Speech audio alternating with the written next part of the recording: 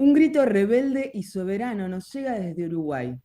Así nos enterábamos que el país vecino estaba viviendo la crisis hídrica más importante de su historia. Y esas advertencias de que el agua puede pasar de ser un derecho a ser un privilegio son cada vez más realistas. Queda claro y se pone en relieve que la situación de saqueo que está viviendo nuestra región pone en riesgo los derechos más elementales, pero también que así como se profundiza el saqueo, nacen, crecen y florecen movimientos soberanos en Latinoamérica. Para hablar de todo esto, hoy nos encontramos con uno de los referentes del movimiento soberano Uruguay, que es el doctor Oenir Satú, y para hablar de todo esto nos encontramos hoy con él.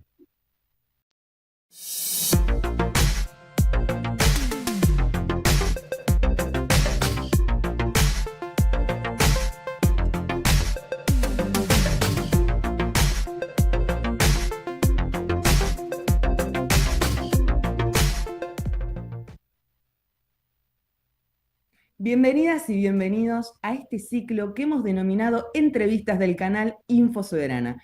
Como siempre, recordarte que si te interesa este tipo de contenido, te suscribas, le des clic a la campanita para que YouTube te avise cuando estamos subiendo un nuevo video y por supuesto que esto nos ayuda muchísimo a seguir creciendo.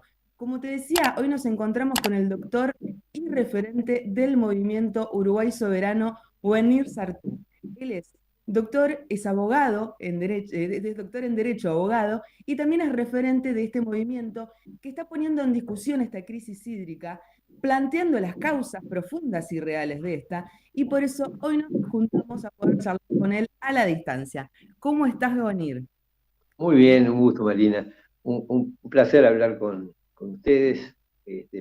Ya el nombre de soberano, soberana, a nosotros nos seduce porque creo que es el eje de esto. Es decir, yo te escuchaba plantear el surgimiento de movimientos soberanos y creo que eso es clave, ¿no? Es el ataque a nuestra soberanía como países es, es determinante Y no, porque porque muchas veces decimos sí, porque se quieren llevar los recursos, porque están destruyendo la naturaleza, pero nada de eso es posible si antes no destruís la soberanía de la población sobre el territorio.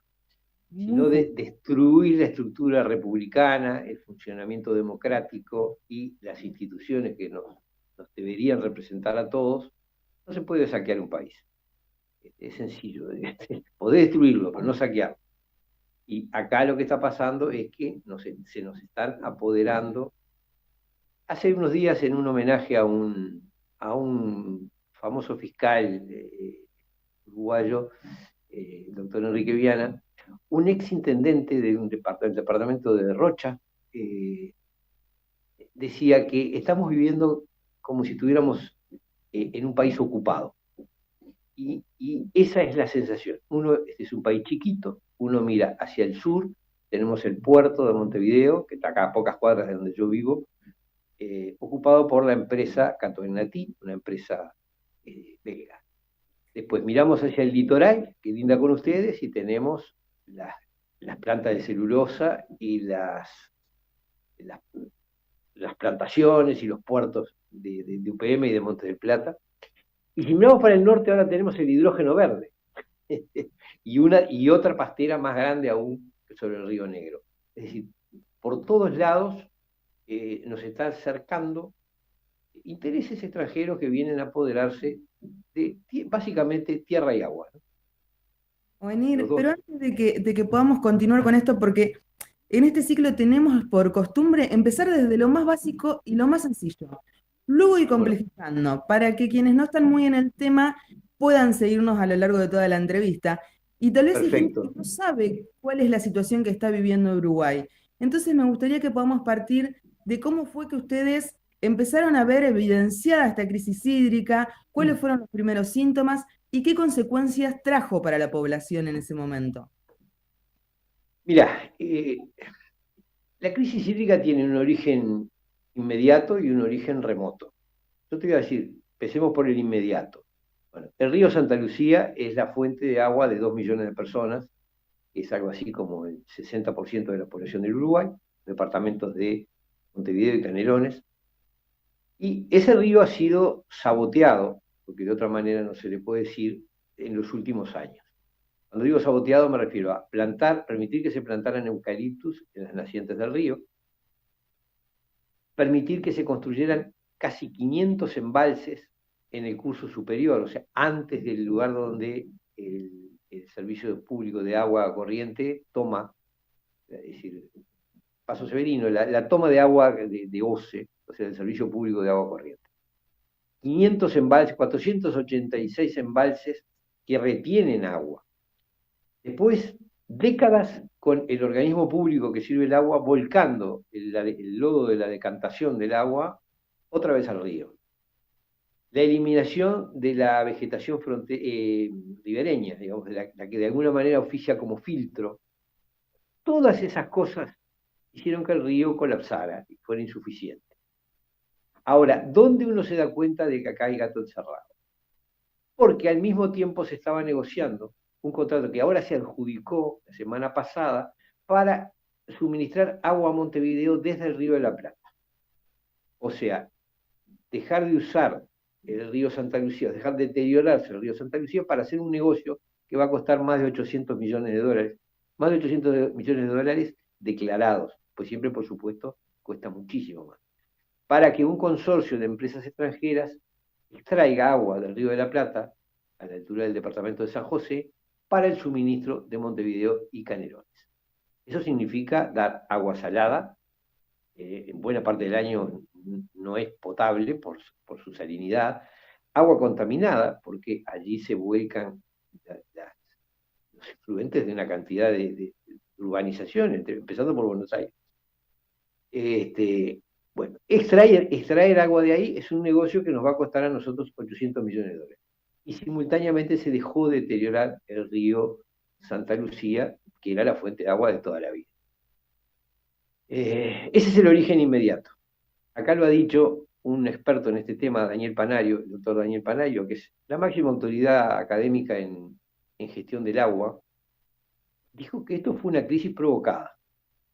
Se dejó de colapsar el río Santa Lucía para habilitar la extracción de agua de otro lado.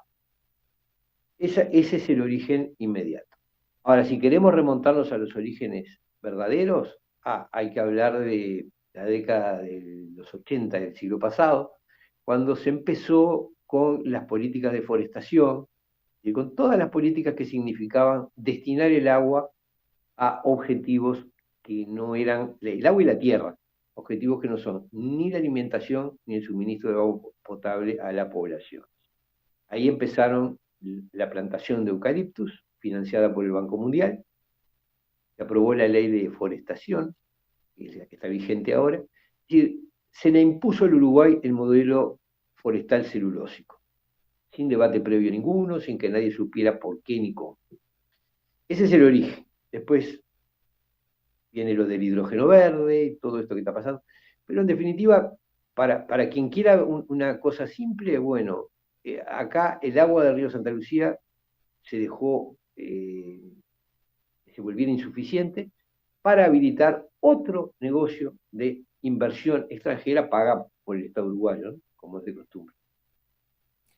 O sea, se prioriza el interés de estas empresas extranjeras sobre la posibilidad de poder tener un acceso al agua de la población uruguaya. Exactamente. Y vos nos ubicás un antecedente con la ley forestal. El origen es ese, es decir, cuando se empezó a habilitar grandes emprendimientos industriales que iban a consumir grandes cantidades de agua y que implicaban afectación de la tierra para inversores extranjeros. Eso empieza acá en 1987, cuando se aprueba la ley de forestación. Con muy poca diferencia en el tiempo, se votó la ley de zonas francas, se votó la ley de puertos, que permite adjudicarle puertos privados a estos negocios. Es decir, empezó ahí la invasión, la ocupación de nuestro territorio por intereses económicos que vienen básicamente por recursos naturales escasos y valiosos. Estas leyes que pueden pensarse como antecedentes, ¿quiénes me decís que las impulsan? Mirá, en realidad, si vas al caso, las han impulsado todos los gobiernos y todos los partidos, porque imagínate, desde 1987 hasta ahora, han gobernado todos los partidos más importantes del país, básicamente Partido Nacional, Partido Colorado, Frente Amplio, gobernado o cogobernado. Y el resultado siempre ha sido el mismo, cada vez mayor beneficio a la inversión extranjera, cada vez menos resguardo de los bienes naturales y más dependencia económica.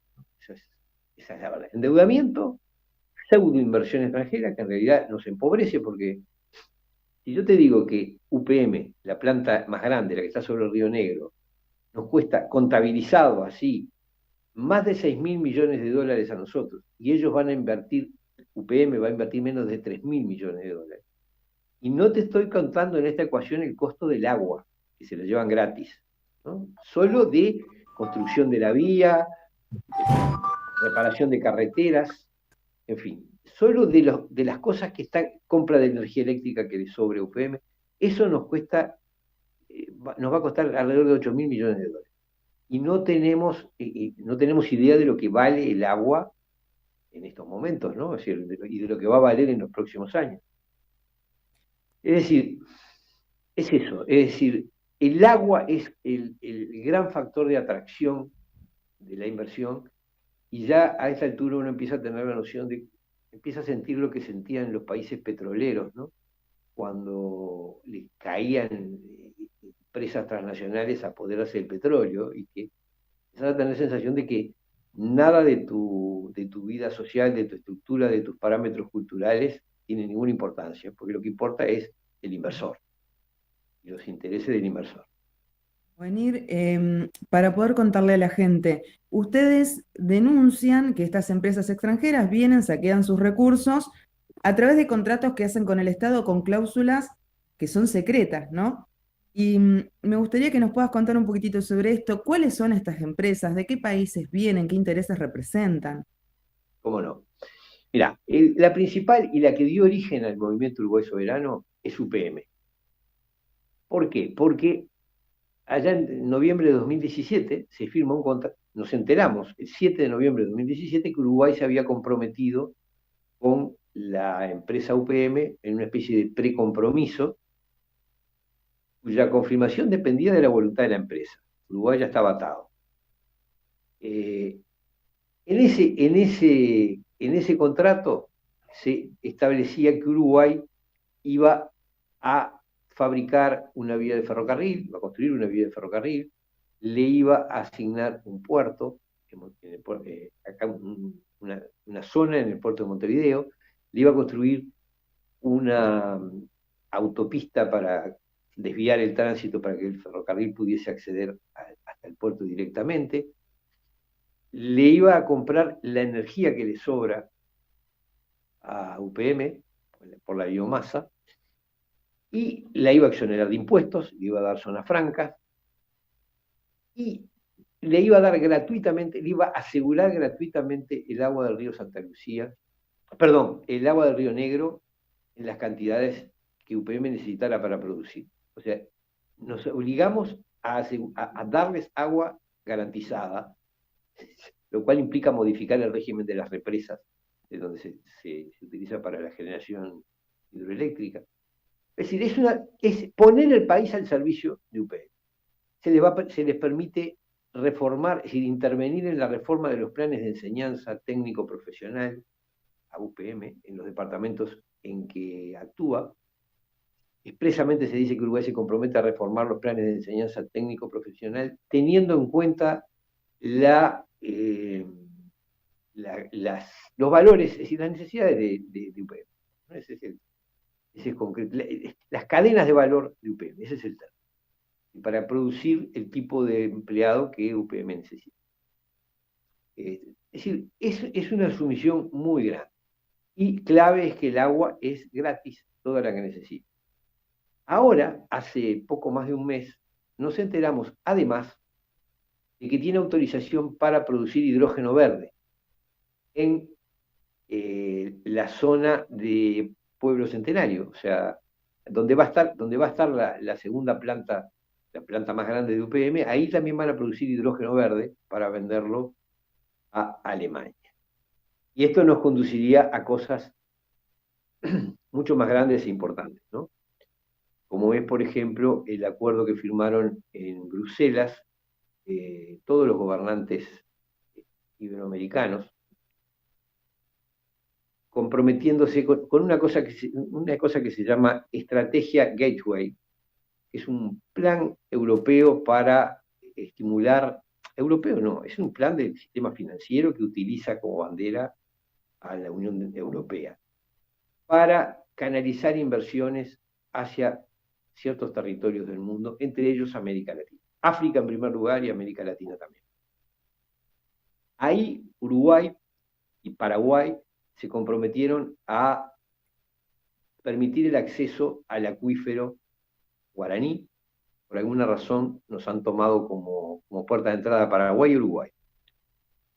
A ustedes la estrategia Gateway les interesa el litio y el Chaco, particularmente. Tuve acceso a un documento de la Embajada francesa en la que, tratando de mostrar la enorme influencia del gran poder de Francia en esa estrategia, presenta como méritos propios lo que han logrado. Y entre lo que han logrado son compromisos para que en nuestros países te digo para hacerla fácil, en Uruguay hay dos cosas que les interesan. Una es colocar la 5G, ¿ah? Y el otro es producir hidrógeno verde. Son los dos objetivos que se plantean los capitales financieros supuestamente europeos para Uruguay. En el caso de Argentina menciona otras cosas, y en el caso de Brasil la Amazonia, como áreas de interés para la inversión. Sí, perdón. Venir, no, que te estoy escuchando y quienes vienen siguiendo nuestras entrevistas a lo largo de este año, seguramente van a encontrar muchísimos puntos de conexión y cosas que se repiten. Digamos, te escucho y podría haber sacado 1000 flechas diciéndote, mira, esto también pasa en Argentina, sí.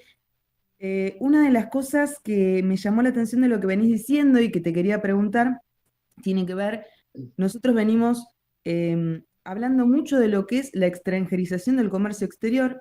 Vos me estuviste nombrando el caso de UPM, que es como el caso más paradigmático de lo que tienen ustedes.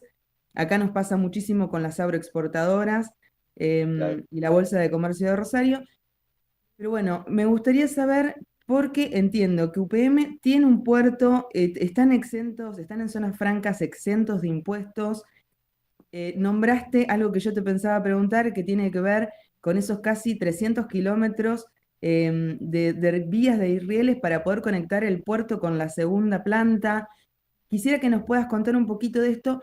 Y la pregunta es, creo que ya me la dijiste, pero quiero que podamos ser más explícitos. Si esa inversión estatal del Estado uruguayo para generar esa conexión va a terminar en manos de una empresa extranjera, o sea, eso va a ser propiedad de una empresa extranjera. En realidad, formalmente va a seguir siendo del Estado uruguayo, pero con el compromiso contractual de que por 50 años, mientras dure el contrato, UPM tiene uso preferencial de la vía. Dice así textualmente. Tuve una discusión con un periodista uruguayo hace poco porque me decía, pero eso no es textual. Sí, es textual. 24 horas del día, 365 días al año, UPM tiene preferencia para usar la vía. Y puede cambiar el uso, es decir, anunciar cambios en las frecuencias con 24 horas de anticipación.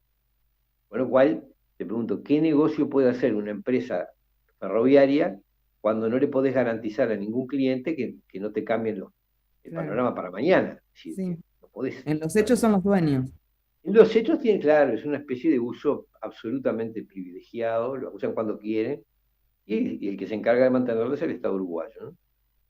Acá hay Ot- cosas hasta, sí, perdona. no, perdona que interrumpa, pero digo, otra pregunta que te quería hacer, que también tiraste un puntapié, tiene que ver con, bueno, te iba a preguntar sobre esta ley forestal, que además abre las puertas a que se dé otro fenómeno que se repite en Latinoamérica, que tiene que ver con la extranjerización y la concentración de las tierras. O sea, estas Totalmente. empresas por lo que nosotros vemos desde acá, lo que pudimos investigar, no solamente van a hacer sus negocios y sus saqueos en el país, sino que además compran cientos de miles de hectáreas y se vuelven en grandes terratenientes. Son los ¿Cómo grandes afecta, terratenientes. cómo afecta eso? Esto acá también nos pasa muchísimo. ¿Cómo afecta eso? Y si más o menos tenés un cálculo de cuántas son esas hectáreas. Mirá, ¿cuántas son? Es difícil saberlo porque como UPM tiene muchas colaterales, compra tierras a nombre de tal empresa, sociedad anónima, acá ya es difícil saber. Forestadas hay en el Uruguay 1 millón de hectáreas, que es aproximadamente el 5% de las tierras cultivables. eh, pero eso tiene una incidencia enorme porque el eucaliptus es un árbol que tiene una necesidad de absorción de agua tremenda. Entonces, esto acá lo discuten, hay técnicos pagados por la Cámara Forestal que te dicen que no, que en realidad que le da, que devuelve tanto. Yo te digo lo que te dicen los productores rurales cuando uno habla. Te dicen, me quedé sin agua, se me secó el pozo, se me secó el arroyo, se me secó el tajamar. Esa es la realidad. Tuve una conversación a fines del año pasado con un médico que tiene campo, una chacra ahí en Minas, en la zona que es primero muy rica en agua y una zona más bien pedregosa y de cerros, departamento de La Valleja, y me dice, acá lo que hacen es, te cercan, te plantan eucalipto todo alrededor y te hacen una oferta. Y al final la gente termina vendiendo porque como los dejan sin agua, en un departamento que es de donde sale el agua salus y la mitad de las aguas minerales del Uruguay, que muchas se comercializan por el mundo, vienen de esa zona. Y sin embargo se quedan sin agua. Esa es es una especie de chantaje, ¿no? Porque una vez que te rodean los eucaliptus, terminas vendiéndoles o arrendándoles para que foresten. Entonces hoy tenemos tierras muy buenas, destinadas a plantar eucaliptus. Una cosa Wenir, absurda. mientras hablamos, estamos viendo unas imágenes muy impactantes de justamente este impacto que tiene en la tierra y en la territorialidad uruguaya esta concentración. Te quiero hacer otra pregunta, voy a leer para ser más precisa. Tenemos un informe al que pudimos acceder, que es del economista Gustavo Melassi en 2011. Él hace un pormenorizado estudio de los costos de producción, en donde demuestra que en solamente 3 años, la ex Botnia, hoy UPM, había Sí. recuperado la inversión inicial, estimada en 1.200 millones de dólares, con niveles de ganancia cercanos al 30%, que es una rentabilidad excepcional a nivel mundial, y que en el plazo de 20 años, en el que se cree que va a durar la inversión, se terminarían llevando 5.600 millones de dólares. Esto pone en tela de juicio absolutamente esta idea que tanto intentan instalar en los países latinoamericanos de que nosotros necesitamos de esa inversión extranjera, ¿no? ¿Qué nos puedes decir? ¿Qué tienen ustedes estudiado con respecto a si estas empresas dejan o se llevan más de lo que dejan? No, dejar no dejan nada, pero no dejan nada increíble, a grados que ya indignan, porque no pagan impuestos, generan muy poca mano de obra, en realidad generan desocupación, porque en los lugares donde ahora están plantados eucaliptus había tambos, había establecimientos ganaderos, había producción hortícola, que desaparece. Eso es mano de obra que se pierde y que no la computan. Es decir, te dicen, generó 500 puestos de trabajo. Sí, ¿y cuántos se perdieron en el proceso forestal? Eso no está calculado. Mejor dicho, está calculado, pero oficialmente no lo computan, ¿no? Como si no existiera. Después, el fenómeno del agua, vamos a entenderlo, el agua hoy debe ser el recurso natural más codiciado en el mundo, porque tiene una doble utilidad. Por un lado, es como el uso natural para la bebida y para producir alimentos, y por otro lado, el factor energético. resulta que hoy estar parado arriba de un acuífero es como estar arriba de un pozo petrolero. Entonces, bueno, con esa situación, lo que dejan estas empresas forestales es nada. Fíjate que el gran argumento que nos dan es que va a aumentar el PBI. ¿Por qué? Bueno, porque en los papeles las exportaciones de UPM pasan por exportaciones uruguayas. Pero como exportan desde zonas francas y están exonerados de impuestos, en realidad a Uruguay no le queda nada de eso. Si yo, no sé, fabrico dulce de leche y lo vendo, sí, aumento el PBI y pago impuestos. Ahora, si yo fabrico celulosa desde una zona franca, aumento el PBI, pero no pago impuestos y no le dejo nada al país. La desesperación, y esto creo que es válido para toda América, ¿por qué la desesperación de los políticos en ese aumento del PBI? Porque es lo que les permite mejorar la nota, el grado inversor, y seguir pidiendo plata prestada, que es la madre del borrego atrás de esto, ¿no? Somos países endeudados, entonces, para conseguir mejores condiciones con respecto a esos créditos, tenemos que admitir inversiones horribles que vienen de la mano del Fondo Monetario, del Banco Mundial, del BID. Entonces, si haces ese negocio, te mejoramos el grado inversor y te cobramos menos intereses y te prestamos plata cuando la necesites para pagar las jubilaciones, los sueldos de los maestros.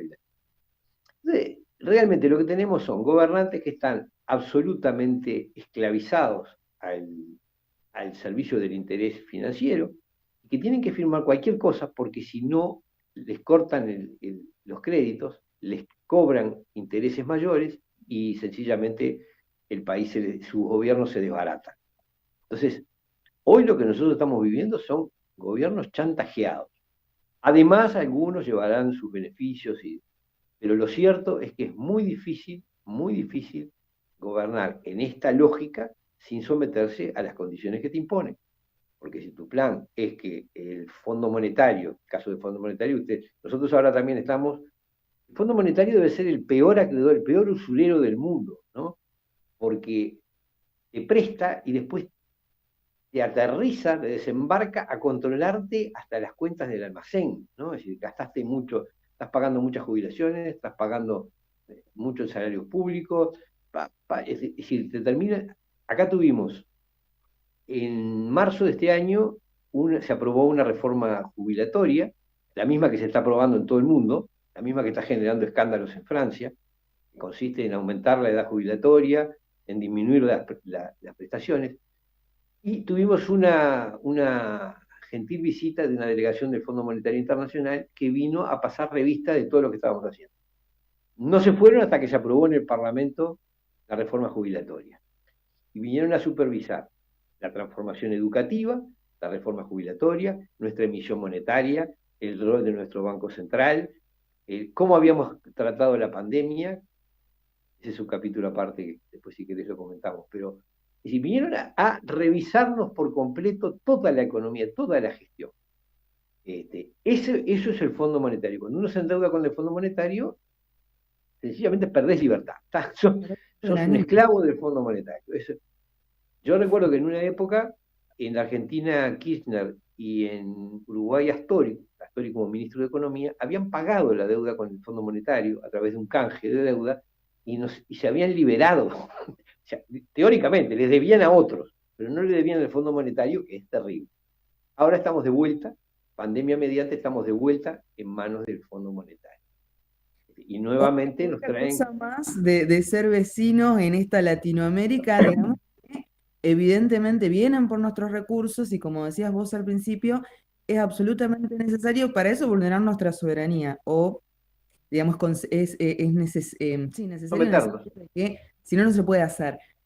Otra cosa que estaba pensando, que también nombraste mientras vos hablás, a mí me van surgiendo preguntas, tiene que ver con esto de la falta de empleo, que pareciera ser el problema de los latinoamericanos. Decíamos recién, bueno, ¿cuántas veces nos hacen creer que para poder subsistir necesitamos de esa inversión extranjera? Pero me gustaría poder relacionarlo con esta división internacional del trabajo en la cual los países latinoamericanos quedamos como meros productores de materia prima, ¿no? Que es algo, compartimos el desempleo, pero también compartimos ese rol. Tengo entendido que En Uruguay, las materias primas que se producen con fines de exportación son la carne, la soja, la celulosa. Bueno, en Argentina tenemos una situación parecida y pensaba en esta frase que también sintetizaba para mí este problema, que es la de Manuel Belgrano, que decía que los países que solo producen materia prima generan desempleo en su país y generan empleo en el país que les compra esas materias primas. Por supuesto. ¿Vos qué opinión tenés? ¿Qué pensás? ¿Es posible un sistema productivo que permita generar empleo, que permita pensar en lo ambiental y sobre todo que permita poder ver nuestros recursos naturales con una perspectiva soberana? Bueno, mira, yo no soy economista, es decir, en eso tengo la limitación de que hay, si cualquier oyente que me oiga se puede dar cuenta de que yo no tengo capacidad para decir. Pero está aquello de que todos tenemos un bolsillo y todos tenemos una casa. Y sabemos que si vos tenés un recurso valioso y lo malbaratás, bueno, te va a ir mal. ¿Ah? Y esto lo sabe cualquiera. Es una conversación de boliche, ¿no? Se da cuenta. Nosotros tenemos aquí el agua, que es un recurso muy importante, y teníamos y todavía tenemos una muy buena producción de alimentos. Eso está claro, es decir, tenemos tierras que producen buen alimento. Alguien, muy lejos de acá, resolvió que nuestra producción tenía que estar orientada hacia la producción de celulosa, que en el fondo es una materia prima, porque el papel y el cartón y todos los envoltorios, embalajes que después se van a usar en China, se fabrican fuera de aquí. Nosotros vendemos la pasta hecha en zona franca sin pagar impuestos. Y ahora nos abrieron un nuevo capítulo que es muy inquietante, que es este del hidrógeno verde. ¿Qué es el hidrógeno verde? El hidrógeno verde es el producto de descomponer el agua para separar el oxígeno del hidrógeno y el hidrógeno usarlo como combustible, ya sea directamente como gas hidrógeno, eh, ya sea como metanol, es decir, como un combustible que se produce con materia orgánica y hidrógeno. Esto es algo nuevo, es muy nuevo, y acá tenemos ya, en principio, tres áreas de producción de hidrógeno verde. ¿A qué responde esto del hidrógeno verde? Responde a la guerra de Ucrania.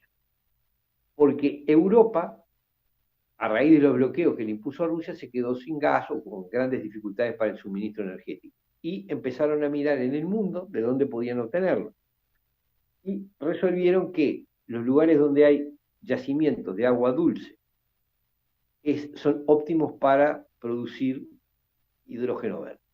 Y nosotros salimos sorteados en esa bolilla, igual que Paraguay, y en realidad casi todos los países de América van a producir hidrógeno verde. Es decir, vamos a destinar el agua potable, que es nuestra mayor riqueza, a generarle combustible a los países europeos.